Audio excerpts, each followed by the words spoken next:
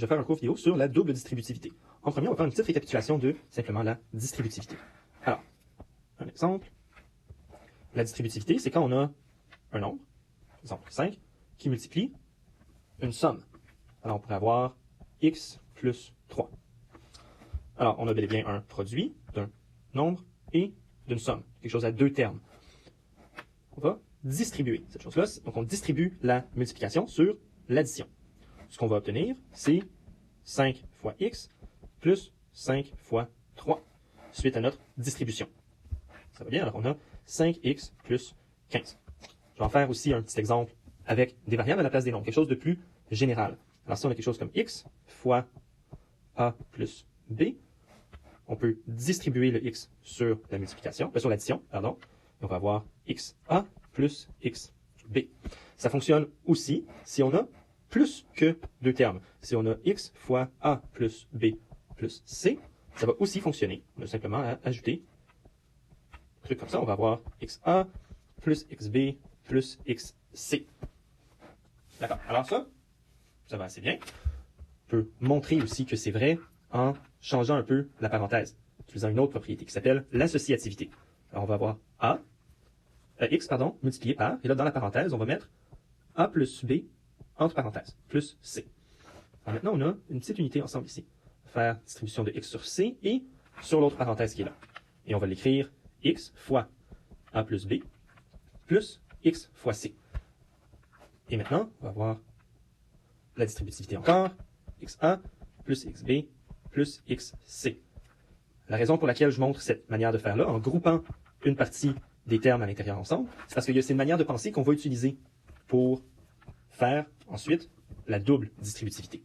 Alors, je vais faire un exemple sans trop d'explication. Alors, je vais aller vite, je vais juste le faire, je vais faire les petites annotations, puis après ça, je vais revenir pour l'expliquer avec d'autres exemples.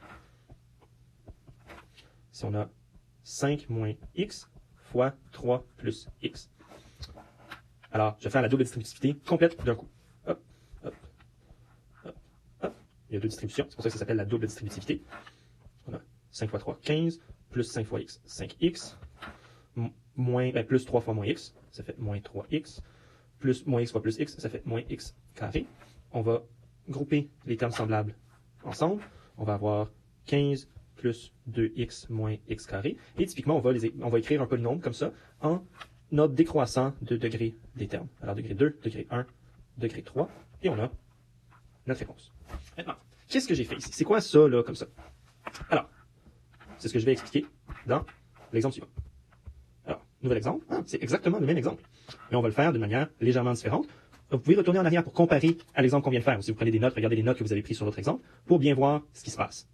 Alors, là, on va considérer ça ici comme un bloc. Et on va distribuer la multiplication qui se trouve entre les deux parenthèses-là, qui est un peu cachée. Donc, on va écrire un fois ici. On distribue cette multiplication-là sur la somme ici. Oui, parce que ça ici, on peut l'écrire comme 5 plus moins x. Ça fait la même chose. OK. Alors, on va avoir 3 plus x fois 5 plus 3 plus x fois moins x. Et voilà. Et maintenant, on peut refaire la distribution sur chacune des parenthèses. Alors, on peut venir distribuer ici et on peut venir distribuer ici. Et de cette façon-là, on obtient 5 fois 3, 15, plus 5 fois x, 5x, plus moins x fois 3, plus moins x fois x, ça fait moins x carré. Et on simplifie, ça ici, ça va être des termes semblables. Alors, on va avoir 15 plus 2x moins x carré. On les met dans l'ordre conventionnel, donc en ordre décroissant de degré. Ça fait moins x carré, pardon, plus 2x plus 15. Et on a, encore une fois, notre réponse. La même réponse que l'autre fois. Maintenant, quelques petites questions. Alors, quelques petites questions. Premièrement, est-ce que la parenthèse qu'on choisit comme bloc est importante? Alors, pour la question 1, la question c'est si j'ai 5 moins x fois 3 plus x, et que je choisis de commencer comme ça, est-ce que ça donne la même chose que si je fais la même opération dans l'autre ordre, comme ça? Est-ce que ça va donner la même chose? Ou est-ce que ça va donner quelque chose de différent? Et la question numéro 2, c'est est-ce que ça marche si on a quelque chose comme ça, ici, si on rajoute un terme dans un des deux? comment est-ce qu'on ferait ça? Est-ce qu'il y a une manière? C'est une extension assez simple. En jouant un peu avec les chiffres, vous devriez arriver à la bonne chose. S'il y en a qui veulent connaître la réponse, commentez en dessous de vidéo, puis je vais pouvoir publier une prochaine vidéo avec la réponse dedans. C'est tout. J'espère que ça a bien aidé. À la prochaine.